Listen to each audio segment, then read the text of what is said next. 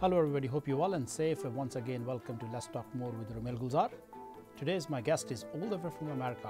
We're going to learn about his life growing in America all the way from America to Leicester and joining great our local club. Stay tuned, let's talk more.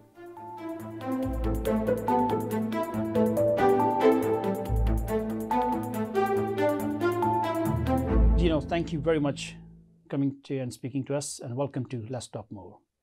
Before we get started your professional career joining the Leicester club, tell us a bit about yourself. So I grew up in Minneapolis, Minnesota, in the United States. A little bit about Minnesota, I guess. It's really cold.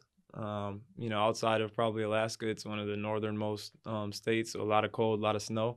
And that kind of led me to being a basketball player because all the other sports are kind of outside, and I wanted to be inside, away from the cold. So, I kind of grew up. I had two younger brothers. Grew up, me, my mom, my father, my little brothers, all in the house. We were super competitive. We're all 2 years apart. So that kind of also, again, kind of pushed me towards sport, just wanting to play sports, trying to be better than them at everything, kind of gave me a really competitive edge. Just kind of stuck with basketball all the way through high school and in university. And now I'm fortunate enough to be able to play professionally. Describe your hometown, please. So Minneapolis is a town of a city, I should say, about 450 to 500,000 people. And it's part of what is known as the Twin Cities in Minnesota. Minneapolis and St. Paul are right next to each other. They're, just a river dividing them. And one is like I said, Minneapolis has about 450,000 people. St. Paul has about 400,000. So, total, the Minneapolis, metropolitan area is around, 1.5 million people. So a big city. And that kind of shaped, a lot of who I am, because I'm like just a city guy, like through and through. I have relatives that are, not from the city that like to hunt and like to, do all this other stuff. And I'm just like, I'll go to the mall. So I'm just,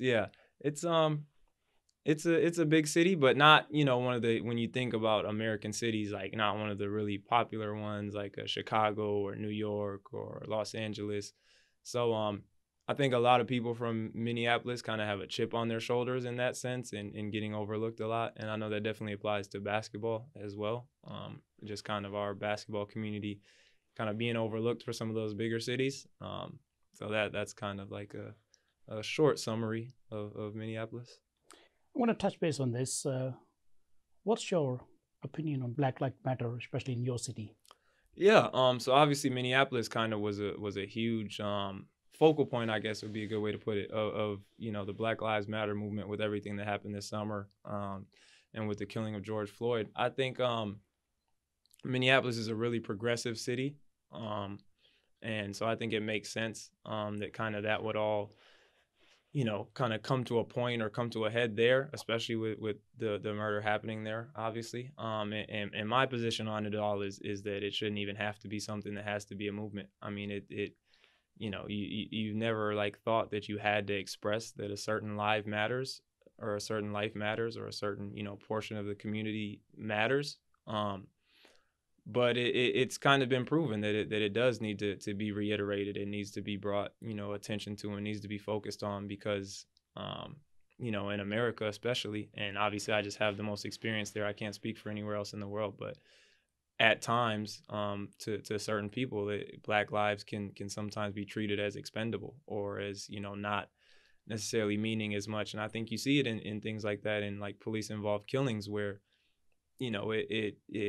can they, even if they do feel like they were doing the right thing or their life was in danger, well, what led you to feel that versus the, 100 other interactions you had in the last week? Is it just the fact that you were dealing with a Black person? And then you have to approach that and kind of tackle that bias. And that's, I think, what is a bigger driver of the whole Black Lives Matter movement. Is it might not be conscionable actions, against Black people, but it is just trying to reshape and reform an idea that dates, back to the slave trade, in all honesty, is that's where the whole idea comes from, is at one point, this part of the population was looked at as less. And so you have to do whatever you have to do to continue to elevate that to equality, not elevate it to a point where it's more important than another life. No, it's just bringing it up to equality. And I think Black people are probably the next highest demographic in America.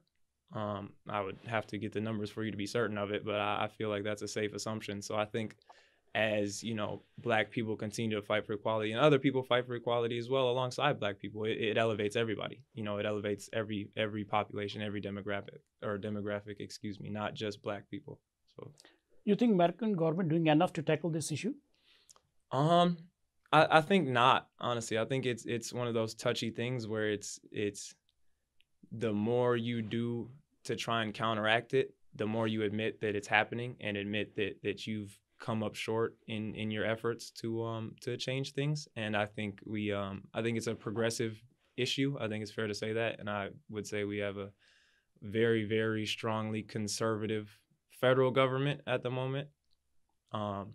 So yeah, I think it's something that kind of gets placed on the back burner at times because it's tough. It's a tough thing for anybody to admit their faults and anybody to admit biases that they might not even realize they have, and then to admit that they might not be as covert as you thought and it might be overtly happening is again, it's a really, really tough pill to swallow. So it's it's hard to say what the solution is, but I would say at the moment that yeah, not enough is being done.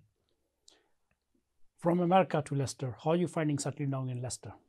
I've loved it so far. I mean, obviously, with everything going on, it's been hard to explore and hard to get a real sense of what the city and what the community is like. But I love the diversity.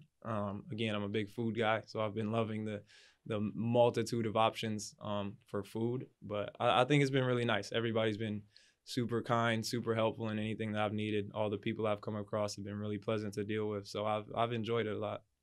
Going back to your career in basketball, professional basketball, in America, basketball is huge compared to Leicester. We are in England, whole over the minority. So why choose Leicester? I would say that in terms of the clubs and the cities that are in England and that have BBL teams, I think Leicester is definitely one that has a lot of pride in its club. I think the day that it was announced I had signed, I had a bunch of new people followed me on social media and stuff. They were just fans of the club and reached out and said how excited they were for me to be joining the club and whatnot. So I think the fan support is definitely there, at least in this city with this club. But it's a huge difference, and I think it's an area that could possibly see a lot of growth, especially with the new Sky Sports deal.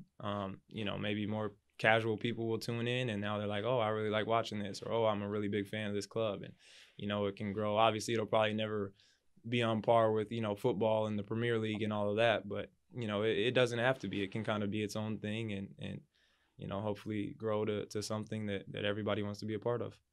How are you seeing the Riders team spirit right now? Is impacted in COVID?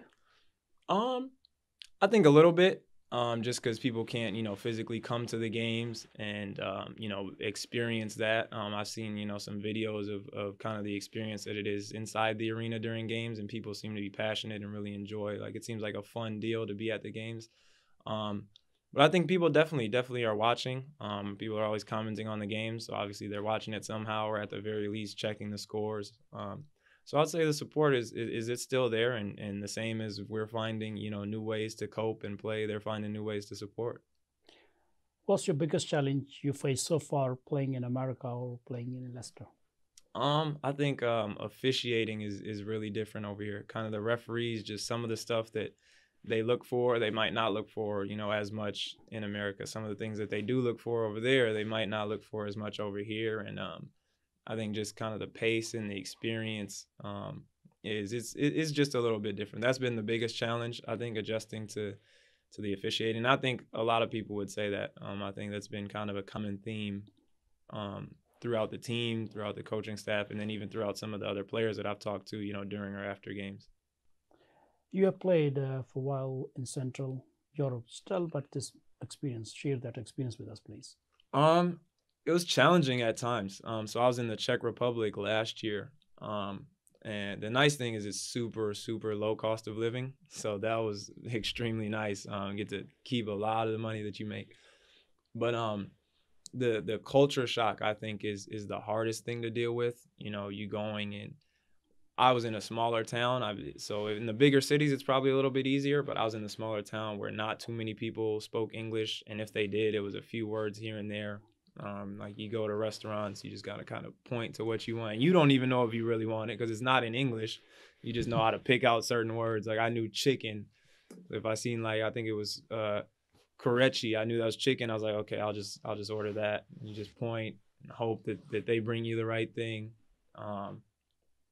Going to the grocery store, they don't have a lot of the same stuff. Obviously, again, the basics like your proteins and breads and stuff they got, but it's a lot of different, small things. Whereas over here, I'd say the culture is a lot similar to America, and probably back and forth both ways. Like I bet you, British people don't have a crazy hard time adjusting to American life, and us Americans don't have a crazy hard time adjusting to life in the UK. But out there, it's a total culture shock. Everything is different. So yeah, it was a learning experience. I learned a lot. I think it increases kind of just the way you view the world, having those experiences. You think Britain basketball will grow? Basketball fan base will grow? Yeah, I think it could. I think with the right, steps, I don't see any reason it couldn't. Because again, I think the ease of transition for Americans would be really easy to where they could get a lot of high-level American players to come over and play. And I think a lot of the best international leagues, like they have good, homegrown players, but they also get the best Americans because just for what it's worth, at this moment in time, America just has better basketball. And as well as, getting, the Sky Sports TV deal that could see more money going into the league. And again, that with that more money, you can probably pay better players, pay better Americans, or pay some of the British guys that go play in Europe to stay in Britain and play. And then, that getting them to stay just increases the British people that want to watch the league. And now you're getting more money from TV revenue. And so, I think with the right steps, I definitely could see it as a league that could grow and that could compete as one of the best leagues in the world behind the NBA. And yeah, I'm really interested to see how they tackle it because I think it's a unique situation where it could, like, everything could go right. And it could, like I said, be one of the better leagues in the world, or it could just kind of stay hovering, in the position it's in as, like, it's a good league, but nothing that, is it's not the top league in, Spain or France or Germany. Those leagues are the leagues that are getting the really, really high quality guys consistently. So you just touched base on the financial side. I want to ask you that question. Paycheck is better in Leicester Rider or in America? Yeah, America, if you're playing pro, you're definitely getting paid better. It's pretty much just the NBA or the NBA's developmental league. So definitely better if you're playing over there. But we get paid enough here. You get paid enough to have, kind of the things that are necessary for life and most of the stuff that you want on the side. So there's really not much for us to complain about. Yeah, I'm definitely thankful for the opportunity. And again, if everything works out in their favor, I bet they can afford to start paying guys a lot more, and the league will just be better because of it. Finally, what's your message to British fan? My message would just be to support. Like I said, I think the league is in a spot where it could grow a lot, and if people want to see that growth, then the best way to be a part of that is just to support, whether it's tuning into the games, whether it's, purchasing the BBL player subscription that they have for the live streaming, or if it's just trying to interact with the page on social media, just to see that the following and the support is there. I think it not only is good for the teams, but is also good because it brings companies in. Companies see those numbers analytically. Oh, this number of people is watching, this number of people is subscribed for this. They consistently are getting this amount of interactions on Twitter, on Instagram, and again, that just kind of brings money in. Money is power, in a sense with things like that. So would just be to support, and it doesn't have to be monetarily. Like, it doesn't have to be paying. Again, it can be something as small as just constantly interacting with the pages on social media. That's free, but those interactions, I think they add up and they count to the right people. Thank you very much for speaking to us, and pleasure to having you. Let's talk more, and all the best. And we're looking forward to having curry with you very soon in Leicester. Yes, sir. Thank you for having me.